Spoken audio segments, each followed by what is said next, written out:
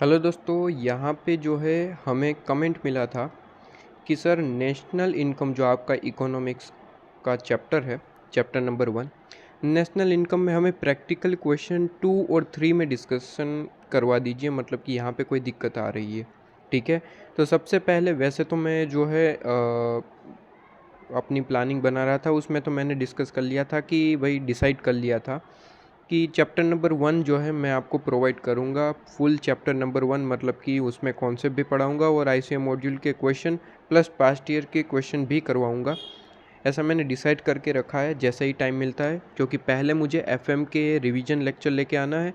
उसके बाद अगर प्लानिंग में अगर टाइम रहता है तो मैं आपको इकोनॉमिक्स का चैप्टर नंबर 1 पूरे का पूरा प्रोवाइड कर दूँगा। फ़िलहाल के लिए जो मुझे डाउट मिला है, तो सबसे पहले मेरी लायबिलिटी बनती है कि भाई सबसे पहले मैं डाउट को सोल्व कर दूँ। डाउट मुझे मिला था कि भाई प्रैक्टिकल क्वेश्चन नंबर 2 और प्रैक्टिकल क्वेश्चन नंबर 3 में थोड़ी सी दिक्कत आ रही है, तो वो मुझे करवा दीजिए। तो ठीक है, तो ये लीजिए आपके लिए वीडियो मैंने प्रोवाइड कर दिया। और कहीं पे भी दिक्कत आ रही है तो कमेंट सेक्शन में आप मुझे बता सकते हैं। ठीक है, चलिए सबसे पहले क्वेश्चन नंबर 2 देखते हैं कि इसमें क्या दिक्कत आ सकती है। तो कहता है कि भाई कैलकुलेट कीजिए ग्रॉस डोमेस्टिक प्रोडक्ट। ठीक है, जिसे हम जीडीपी शॉर्ट में हम क्या कहते हैं, जीडीपी। ठीक है, कहता है मार्केट प्राइस मतलब कि एमपी। ठीक है, ये चीज़ आपको पता ही होगी, वरना मैं आपको चैप्टर प्रोवाइड करूँगा तब देख लेंगे। ये उन स्टूडेंट के लिए जो पूरा चैप्टर पढ़ चुके हैं, बस क्वेश्चन में दिक्कत आ रही है, तो इन्हें तो पता ही है कि भाई जीडीपी एट एमपी हम लिखते हैं इस तरीके से। ठीक है, कहता है कि derive national income from the following data. आपको यहाँ पे कुछ डेटा दे रखा है, उस तरीके से आपको यहाँ पे कैलकुलेशन करनी है। जो सबसे पहले तो कैलकुलेट कीजिए जीडीपी एट एमपी। ठीक है, सबसे पहले डेटा कौन सा दे रखा है, क्योंकि हमारे पास 3 मेथड है, आपको पता हो तो। सबसे पहले value addition method, income method और एक्सपेंडिचर मेथड। ठीक है, ये तीनों मेथड से हम जो है यहाँ पे जीडीपी एट एमपी निकालते हैं, नेशनल इनकम निकालते हैं, वगैरह वगैरह चीज़ें निकालते हैं। ठीक है, अब यहाँ पे दिक्कत वाली बात ये है कि पहली 2 लाइन में मुझे यहाँ पे ये नहीं बताया कि कौन सी मेथड से हमें अप्लाई करना है।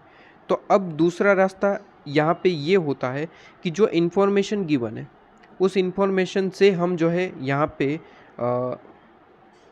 चेक करें कि कौन सी मेथड अप्लाई होगी। ठीक है, क्योंकि तीनों मेथड अपने आप में यूनिक मेथड है, तीनों में ही डिफरेंट डिफरेंट इन्फॉर्मेशन अप्लाई होती है। तो अब इन्फॉर्मेशन के आधार पे हम ये पता लगा लेंगे कि भाई यहाँ पे मेथड कौन सी अप्लाई होगी। बड़ा ही आसान होता है, अगर तीनों मेथड अगर आपने पढ़ रखी है तो बड़े आराम से पता चल जाएगा। देखिए मैं अभी आपको जो है क्लियरिफिकेशन देता हूँ। सबसे पहले कहता है कि भाई इन्वेंट्री इन्वेस्टमेंट आपको दे रखा है, एक्सपोर्ट दे रखा है, इनडायरेक्ट टैक्सेस दे रखा है। इसके बाद नेट फैक्टर इनकम, जिसे हम कहते हैं एनफीफा एनफीआर। ठीक है, ये आपको पता है। तो नेट फैक्टर इनकम आपको दे रखी है फ्रॉम एब्रोड। ठीक है, एनफीफा। इसके बाद आपको दे रखा है personal consumption expenditure, gross residential construction investment दे रखा है, डेप्रिसिएशन दे रखा है, इंपोर्ट दे रखा है, गवर्नमेंट परचेजेस दे रखा है, ग्रॉस पब्लिक इन्वेस्टमेंट दे रखा है और ग्रॉस बिजनेस फिक्स्ड इन्वेस्टमेंट दे रखा है। ठीक है, ये इन्फॉर्मेशन दे रखी है।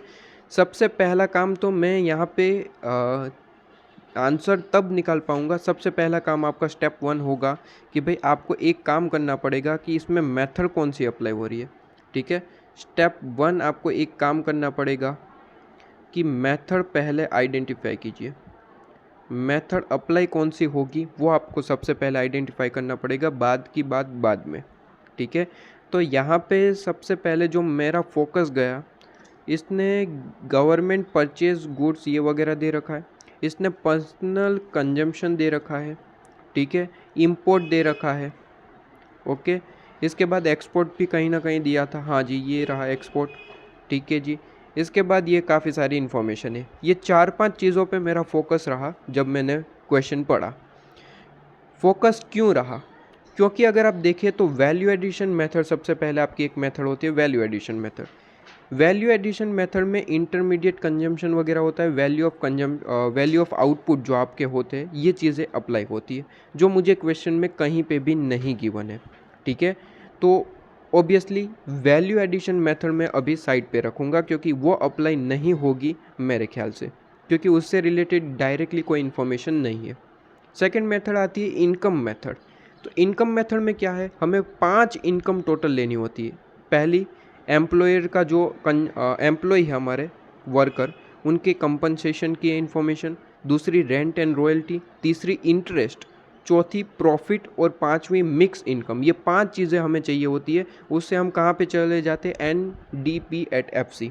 ठीक है, ये फॉर्मेट मैं आपको प्रोवाइड करूँगा जब मैं चैप्टर प्रोवाइड करूँगा। ठीक है, फिलहाल मैं मान के चलता हूँ कि आपका चैप्टर हो चुका है, सिर्फ क्वेश्चन में दिक्कत है। ठीक है, क्योंकि ये डाउट मैं सोल्व कर रहा हूँ, चैप्टर नहीं पढ़ा रहा हूँ। तो ये आपकी 5 इनकम होती है इनकम मेथड में। तो यहाँ पे मैं देख रहा हूँ कि 5 इनकम तो छोड़िए, कोई एक भी इनकम मुझे यहाँ पे नहीं गिवन है। ठीक है, ना ही कोई एम्प्लॉय से रिलेटेड कंपनसेशन की इन्फॉर्मेशन है, ना ही कोई रेंट से रिलेटेड, ना ही कोई इंटरेस्ट से रिलेटेड। तो यहाँ पे मुझे ये भी पता चल गया कि भाई इनकम मेथड अप्लाई नहीं हो सकता। अब बचा एक्सपेंडिचर मेथड। तो यहाँ पे ये सोच के कि भाई 2 नहीं है तो तीसरा ही होगा, ऐसा नहीं है। तीसरा भी अप्लाई होगा या फिर नहीं, ये ज़रूर चेक करिए। ठीक है, तो तीसरा एक्सपेंडिचर मेथड में क्या होता है, एक्सपेंडिचर मेथड में हम लेते हैं प्राइवेट जो फाइनल कंजम्पशन होता है, गवर्नमेंट फाइनल कंजम्पशन होता है, इन सब का टोटल लेना होता है, नेट एक्सपोर्ट लेना होता है। ठीक है, तो यहाँ पे अगर मैं देखूँ तो मुझे यहाँ पे 3-4 चीज़ें जो मैंने यहाँ पे टोटल लेनी होती है स्टार्टिंग में। ये पूरे का पूरा फॉर्मेट होता है जो आपको याद रखना पड़ता है।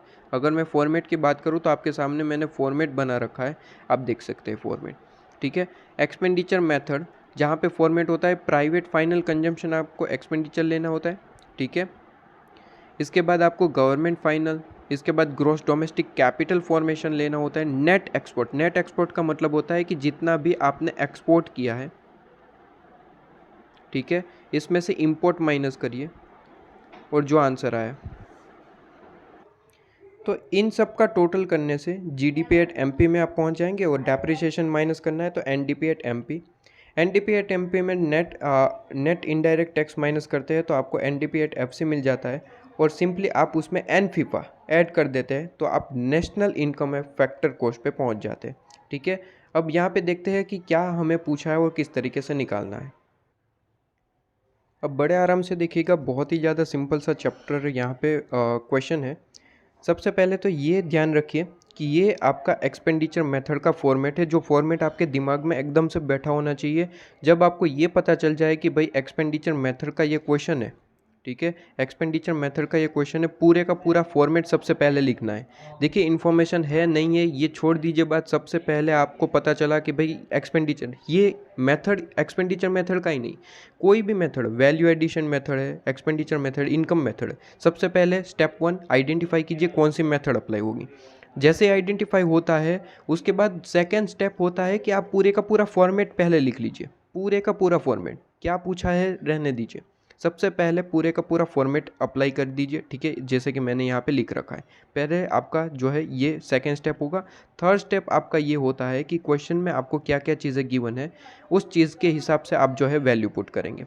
ठीक है, जो चीज़ें नहीं गिवन है हम उसे सिंपली डैश कर देंगे, काम खत्म। ठीक है जी, चलिए तो क्वेश्चन नंबर 2 में सबसे पहले मुझे यहाँ पे फॉर्मेट के हिसाब से क्या लेना चाहिए, यहाँ पे एक मिनट ज़रा, हाँ, तो सबसे पहले मुझे प्राइवेट फाइनल कंजम्पशन एक्सपेंडिचर चाहिए। ठीक है, तो क्या मुझे private final consumption expenditure given है, तो यहाँ पे हम देख लेते हैं। चलिए, तो इतना क्वेश्चन है हमारे पास में और आपको कहा है प्राइवेट फाइनल कंजम्पशन एक्सपेंडिचर आपको गिवन है, पर्सनल का है प्राइवेट का है, दोनों एक ही चीज़ है। तो पर्सनल कंजम्पशन एक्सपेंडिचर क्या आपको गिवन है सर? हाँ, अगर गिवन है तो सबसे पहले वो चीज़, फॉर्मेट के हिसाब से ही चलूँगा, फॉर्मेट के हिसाब से जो इन्फॉर्मेशन चाहिए वही मैं क्वेश्चन में से निकालूंगा और जैसे ही मैं इन्फॉर्मेशन ले लेता हूँ मैं उसके सामने टिक मार्क करूँगा कि हाँ जी ये इन्फॉर्मेशन मैंने ले ली है। ठीक है, ये चीज़ क्लियर हुई। सबसे पहले मैंने यहाँ पे ये लिख दिया कि 3500, यहाँ पे साइड में लिखूँगा 3500, ये आपका इंफॉर्मेशन क्लियर। अब गवर्नमेंट फाइनल कंजम्पशन एक्सपेंडिचर चाहिए, तो यहाँ पे क्या गवर्नमेंट फाइनल एक्सपेंडिचर यहाँ पे गिवन है, government purchase of goods and service, और कोई गवर्नमेंट से रिलेटेड इन्फॉर्मेशन, और कोई गवर्नमेंट से रिलेटेड इन्फॉर्मेशन नहीं है, तो यही हम यहाँ पे 1000 ऐड कर देंगे। ठीक है, तो ये 1000 लिख दिया। इसके बाद आता है ग्रॉस डोमेस्टिक कैपिटल फॉर्मेशन और दूसरा है नेट एक्सपोर्ट। तो नेट एक्सपोर्ट मैं यहाँ पे पुट कर देता हूँ, सबसे पहले ये टिक मार्क कर लेता। नेट एक्सपोर्ट मुझे डायरेक्टली मिल रहा है तो मैं यहाँ पे सबसे पहले वही काम कर लेता हूँ। नेट एक्सपोर्ट का मतलब क्या होता है, एक्सपोर्ट माइनस इम्पोर्ट। एक्सपोर्ट कितना है 200 और इम्पोर्ट कितना है, इम्पोर्ट है 100, ठीक है। तो 200 माइनस 100 मतलब कि ये नेट एक्सपोर्ट कितना बन गया, नेट एक्सपोर्ट बन गया 100, ठीक है जी। तो ये नेट एक्सपोर्ट 100 बन गया, ठीक है। ये कैसे आया, 200 में से, ये 200 में से हमने 100 माइनस कर दिया, ठीक है। तो ये आपके सामने 100। इसके बाद ग्रॉस डोमेस्टिक। अब sir gross domestic capital formation के बारे में बताइए, क्योंकि वही हमारा स्पेसिफिकली डाउट होगा। क्योंकि मोस्ट ऑफ स्टूडेंट जो है क्या करते हैं कि क्वेश्चन देखते हैं, पीछे आईसीएम मॉड्यूल का सॉल्यूशन देखते हैं, तो वहीं जो है कन्फ्यूजन में आ जाते हैं। दिक्कत यही है सबसे बड़ी स्टूडेंट की, कि जो यहाँ पे देखना है, ठीक है। चलिए, मोस्ट ऑफ स्टूडेंट की यहाँ पे ही डाउट होगा, हो सकता है कि इसी डाउट के लिए वीडियो ओपन हुआ हो, ठीक है। चलिए, तो वो डाउट ही सोल्व कर देते। देखिए, ग्रॉस डोमेस्टिक कैपिटल फॉर्मेशन का मतलब होता है, ग्रॉस डोमेस्टिक कैपिटल फॉर्मेशन का मतलब होता है कि जो भी आपका फिक्स कैपिटल इन्वेस्टमेंट है, ठीक है, वो तो आपको लेना ही है, प्लस एडिशनल टू स्टॉक, ठीक है। ये मतलब होता है इनका। इसमें आपका जितना भी, इन शॉर्ट ये कहता है कि भाई फिक्स इन्वेस्टमेंट तो जो आपका है वो तो लेना ही लेना है, इसके अलावा भी कोई इन्वेस्टमेंट है एडिशनल इन्वेस्टमेंट, तो वो भी आपको लेना है, ठीक है। इन शॉर्ट सारा ही इन्वेस्टमेंट ले लीजिए। तो यहाँ पे देखिए, इन्वेस्टमेंट की बात करें तो यहाँ पे 100, ठीक है, कैलकुलेटर में हम प्रेस करते जाएंगे। आपका सबसे पहले इन्वेंट्री इन्वेस्टमेंट 100 है, तो 100 कैलकुलेटर में लिख दिया। इसके बाद कोई इन्वेस्टमेंट, ये आपका इनडायरेक्ट टैक्सेस है, एनफीफा है, ये आ चुका है। इसके बाद ग्रॉस रेसिडेंशियल कंस्ट्रक्शन इन्वेस्टमेंट, तो ये भी इन्वेस्टमेंट है, तो इसे भी हम ले लेंगे, ठीक है। सारे के सारे इन्वेस्टमेंट लेने हैं, एडिशनल इन्वेस्टमेंट भी लेना है, फिक्स इन्वेस्टमेंट भी लेना है, तो प्लस 300। इसके बाद यहाँ पे डेप्रिसिएशन है, ये नहीं आएगा। इंपोर्ट आ चुका, गवर्नमेंट आ चुका, ग्रॉस पब्लिक इन्वेस्टमेंट, इन्वेस्टमेंट है, ले लेंगे, यहाँ पे 200 है, ऐड करेंगे तो प्लस 200। इसके बाद ग्रॉस बिजनेस फिक्स इन्वेस्टमेंट, तो फिक्स इन्वेस्टमेंट तो लेना ही लेना है और एडिशनल भी हमने ले लिया, तो फिक्स भी लेना है, प्लस 300। ये टोटल आ जाता है 900, जो मैं यहाँ पे लिखूँगा, ठीक है। तो इन सब का टोटल करते हैं 3500 प्लस 1000 प्लस 900 प्लस 100, तो ये आपके पास में आ जाता है आंसर 5500। क्या ये क्लियर है, 5500 ये ग्रॉस डोमेस्टिक प्रोडक्ट एमपी मिल चुका, क्लियर है। अब क्वेश्चन में पूछा क्या है उस तरीके से चलेंगे। क्वेश्चन में हमें सबसे पहले यहाँ पे पूछा था, आप देख लीजिए, जीडीपी एट एमपी पूछा था, तो जीडीपी एट एमपी तो हमने निकाल के दे दिया, लेकिन दूसरा पूछा है कि भाई नेशनल इनकम भी निकाल के दीजिए, ठीक है। तो नेशनल इनकम पूछा है, तो नेशनल इनकम भी हमें निकालना पड़ेगा। नेशनल इनकम तो हमारे फॉर्मेट का सबसे लास्ट वाला पार्ट है। इन शॉर्ट ये कह रहा है कि पूरे का पूरा फॉर्मेट बना के दे दीजिए, ठीक है। तो चलिए, तो अब हमें क्या चाहिए, जीडीपी एट एमपी पे पहुंच चुके हैं। डेप्रिसिएशन क्वेश्चन में गिवन होगा, डेप्रिसिएशन अभी अभी पढ़ा था, ये रहा 50, ठीक है। तो डेप्रिसिएशन है 50, ये माइनस करेंगे तो 5500 माइनस 50 आपके पास में आ जाएगा 5450, क्या, एनडीपी एट एमपी। अब एनडीपी एट एमपी में से इनडायरेक्ट टैक्स माइनस करते हैं, ठीक है। लेकिन कौन सा indirect tax, net indirect tax. Net indirect tax का मतलब होता है कि इनडायरेक्ट टैक्स में से सब्सिडरी कुछ मिला है तो वो माइनस कर देंगे, ठीक है।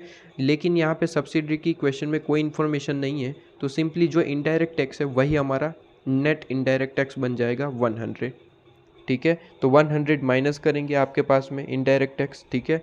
तो यहाँ पे माइनस 100 माइनस आप करेंगे तो यहाँ पे आंसर आ जाएगा 5350, ठीक है।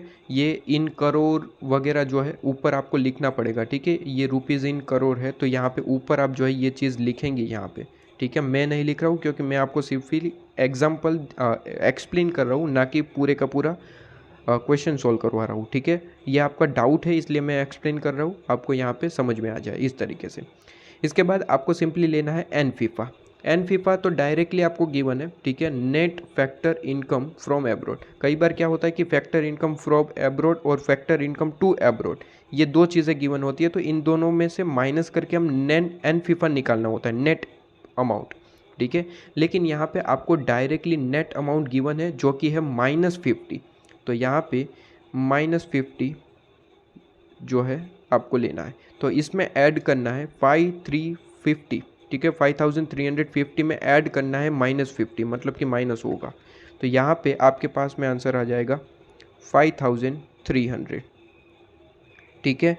ये अमाउंट आपके पास में आ जाएगा 5300 करोड़ आप कह सकते हैं, ठीक है। तो यहाँ पे आपका आंसर ख़त्म होता है। एक बार मैं यहाँ पे चेक कर लूँ कि आपका सॉल्यूशन में आंसर मैच हो रहा है या फिर नहीं। प्रैक्टिकल क्वेश्चन नंबर 2, जी 5300 करोड़, ये आपके पास में आंसर है और आपका आंसर ख़त्म, ठीक है। ये प्रैक्टिकल क्वेश्चन 3 है, प्रैक्टिकल क्वेश्चन नंबर 2। अब नेक्स्ट डिस्कस करते हैं प्रैक्टिकल क्वेश्चन नंबर 3, जो हमें 2 क्वेश्चन डाउट पूछे गए थे, प्रैक्टिकल क्वेश्चन नंबर 2 और 3। 2 मैंने करवा दिया, अब 3 मैं आपको करवाता हूँ, ठीक है।